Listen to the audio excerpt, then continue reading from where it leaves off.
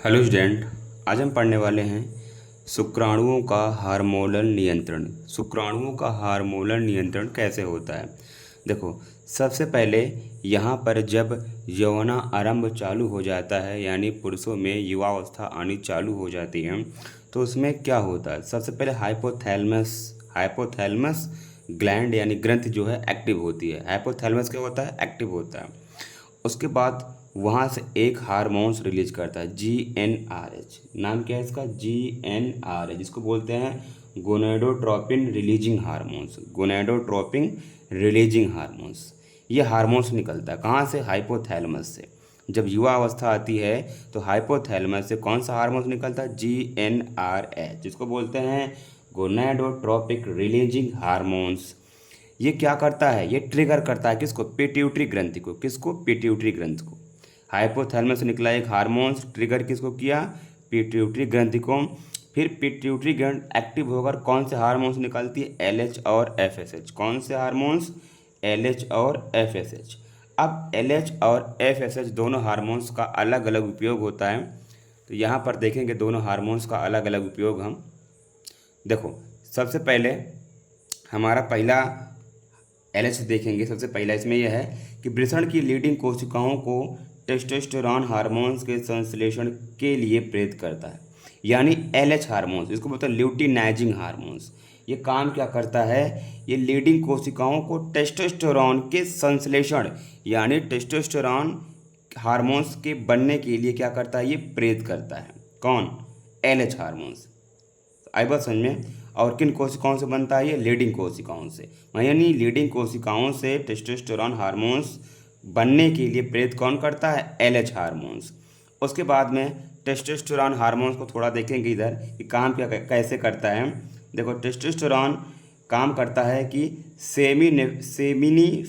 Seminiferous नलिकाओं में शुक्र जनन की क्रिया को प्रारंभ करता है। यानी LH हार्मोन्स क्या करता है, लीडिंग कोशिकाओं को ट्रिगर करता है किसके लिए, टेस्टोस्टेरोन हार्मोन्स बनाने के लिए। अब ये हार्मोन्स का काम क्या करता है कि सेमिनीफेरस नलिकाओं में शुक्र जनन की क्रिया को प्रारंभ कर देता है। अब चलते हैं दूसरे पर, FSH हार्मोन्स पर। देखो, FSH हार्मोन्स को बोलते हैं फॉलिकल स्टिमुलेटिंग हार्मोन्स। इसका काम क्या होता है कि यह विकसित हो रहे शुक्राणुओं को सुरक्षा और पोषण प्रदान करने का काम करता है। FSH हार्मोन्स काम क्या करता है, शुक्राणुओं को सुरक्षा और पोषण प्रदान करने का काम करता है। यह किनके द्वारा होता है, सर्टोली कोशिकाओं के द्वारा होता है। किनके द्वारा होता है, सर्टोली कोशिकाओं के द्वारा होता है। उसके बाद में सर्टोली कोशिकाओं से दो प्रकार के हमारे प्रोटीन निकलते हैं। पहला प्रोटीन हमारा है ABP। पहला प्रोटीन हमारा क्या है, ABP, जिसको बोलते हैं एंड्रोजन बाइंडिंग प्रोटीन। क्या बोलते हैं ABP को, एंड्रोजन बाइंडिंग प्रोटीन। ये काम क्या करता है, यह सेमिनीफेरस नलिकाओं में टेस्टोस्टेरोन की मात्रा को बढ़ाता है।